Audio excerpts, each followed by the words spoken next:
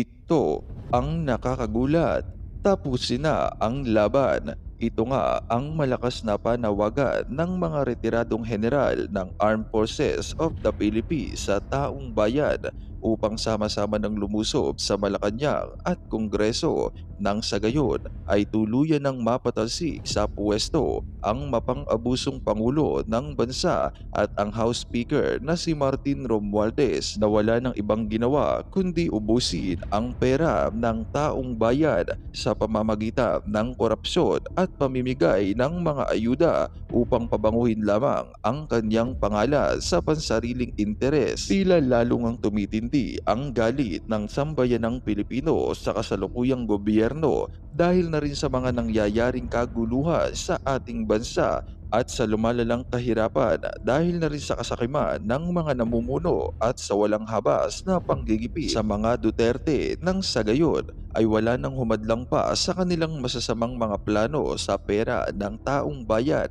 Kaya naman ayon pa nga sa mga retiradong general ay taong bayan na lamang umano ang tanging pag-asa natin dahil ang ating mga kasundaluhan at kapulisan ay tila natapala na rin ng pera ni Lisa Marcos at Martin Romualdez upang hindi na sila makialam pa sa usaping politika at ipagkibit-balikat na lamang ang nangyayaring anomalya sa ating bansa. Kaya naman dahil nga sa balitang ito ay hindi na nga nakapagpigil pa ang ilan sa ating mga kababayan na maglabas ng kani-kanilang hinaing at komento sa mundo ng social media. Ayon nga sa kanila, umpisa na yung people power, meron namang papalit na presidente na may malasakit at kakayanang pamahalaan ang Pilipinas. Sara Duterte for President. Manindigan po tayo mga Pilipino, doon po tayo sa may malasakit sa kapwa Pilipino at huwag nating hayaang maubos pa ang kaban ng bayan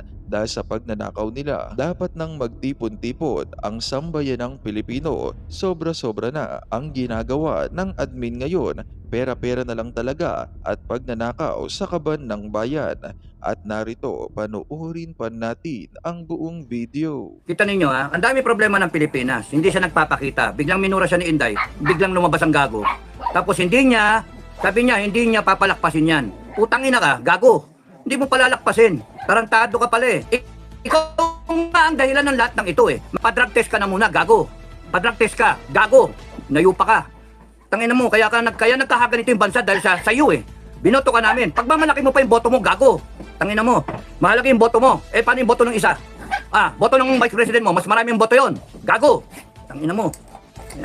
Sorry. Mga kapitbahay ko, mano.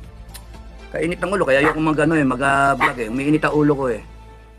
Magsasalita ka, hindi mo palalakpasin. Tarantado ka, pinalakpas mo yung baha. Ang daming namatay. Pinalakpas mo yung kongreso mong magnanakaw. Pinalakpas mo yung komunista dyan sa kongreso. Convicted na, nagko-contempt ng mga inosenteng tao. Putang ina ka. Gago, sorry. Gigil ako eh. Tangina, hayop ka. Ngayon ka lilitaw, tatapang-tapangan ka, gago. Tangina mo.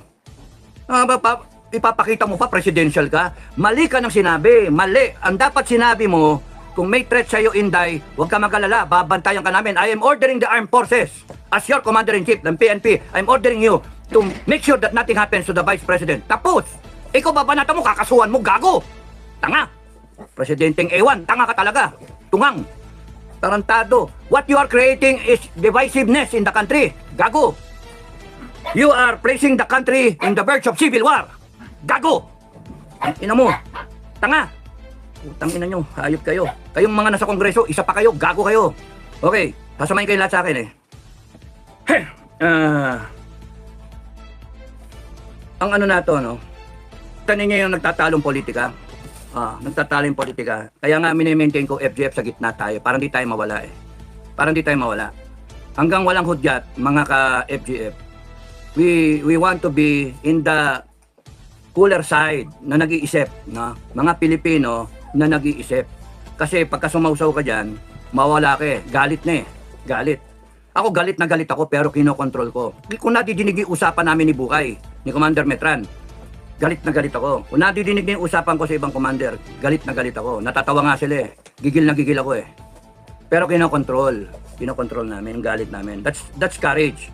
Courage is not just plain na tapang. That's stupidity. Plain tapang, that's stupidity. The courage is the ability to control yourself, control your fear, control everything, and perform the mission. That's courage. Yung you do the right things, yung properly, hindi yung ganyan na, ayan na. Putang inang yan. Magano na, magkalsada na tayo. Putang inang yan, gago. Magkakalsada ka, bakit galit ba kayo sa EDSA? Galit kayo sa EDSA? Galit kayo kay Mama Mary? Doon kayo magano, doon nyo dinidirect yung tao. EDSA. Ba't hindi sa Kongreso? Doon kayo galit eh. Yun yung tanong ko eh, bakit hindi sa Kongreso? No? Ba't hindi sa Kongreso? Nandun yung ano eh. Tapos doon, veterans, punta kayo, support kayo kay Inday, doon kayo magsalita-salita. Ang puta. O sige, veteran. Because you are thinking na ang focal point mo is yung personalities eh. Why not make the focal point yung issue at hand? Yung issue. Nakakalimutan yung issue, bangag yung presidente. Bangag, tapos nakawan. Yun yung issue. O nagsalita ang Duterte, sabi ni Digong, na kakusapin niya AFP. No, kakusapin niya AFP. Tapos nun inaano niya, binabalik niya doon sa mga pera-pera. Because kung lahat kayo nakikinig sa akin, doon kayo pumunta kay Marcos. Ibig sabihin ni Duterte, you demand the explanation. You demand. Tangin lang yan. Itong Marcos na to, gagamitin mo ngayon yung konstitusyon. Ha? Gagamitin niyo yung konstitusyon laban doon sa kay Sara. Si Inday Sara nga, she's implementing the Constitution. She's abiding by the Constitution. Kaya kayo nandyan pa. Kasi hindi siya nagtatawag ng revolusyon. Hindi siya nagtatawag ng taong bayan. Tanging mga hayop kayo.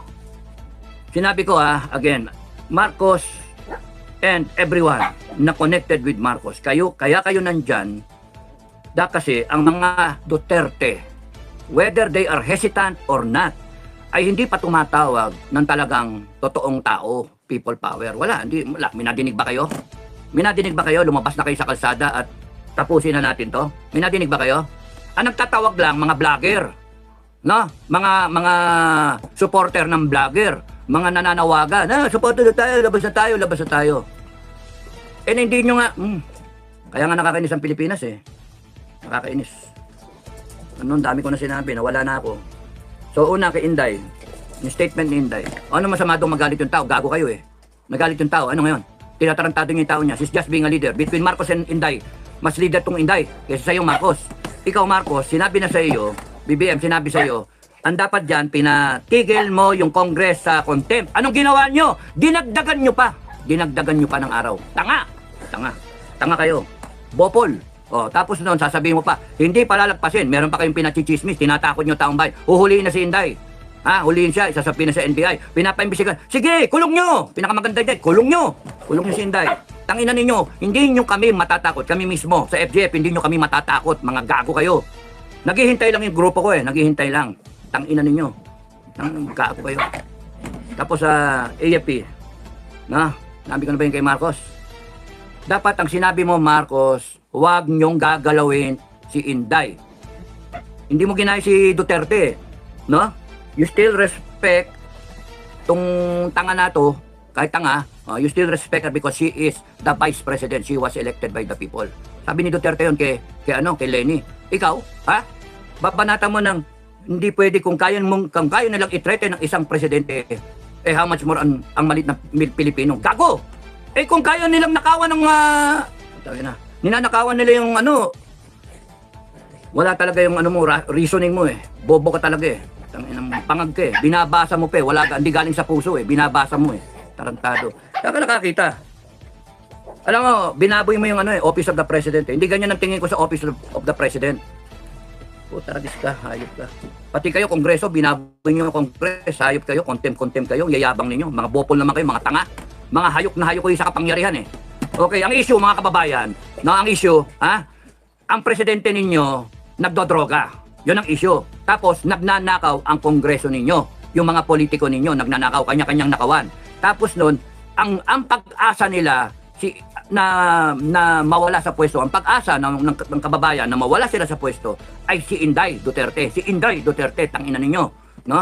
Kaya kinakailangan nilang pigain si Sara Inday. Ngayon yung ginawa ni Inday nagsalita, no? Is she a threat to national security? Of course not.